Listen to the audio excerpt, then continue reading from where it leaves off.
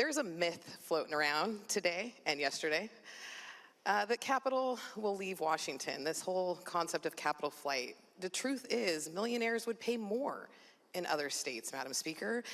Even our youth today appreciate when we talk about the difference between 6, 7 figures.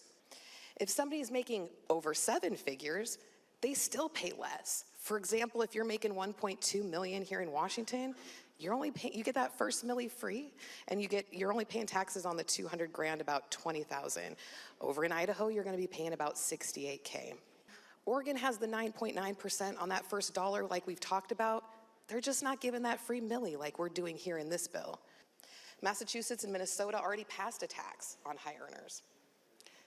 And all the terrible predictions that we're hearing about people leaving those states, it didn't happen.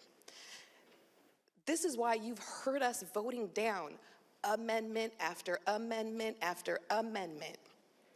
In Massachusetts, the number of millionaires increased by over 30% in the years after passage, leaving a million here, a million there.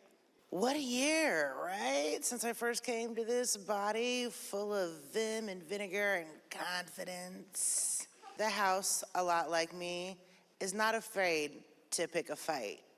It's not afraid to throw down, as you have seen for the last 24 hours of uninterrupted Thunderdome.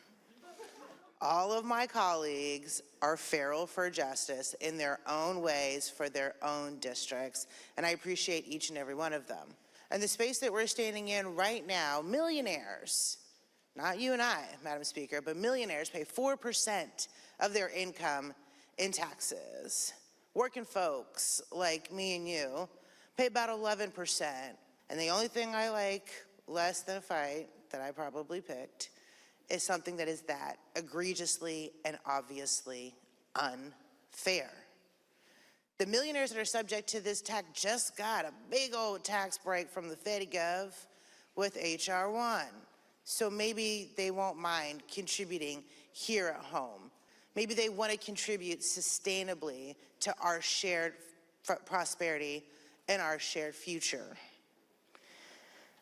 I am so excited that one of our priorities this year was to make Washington affordable again.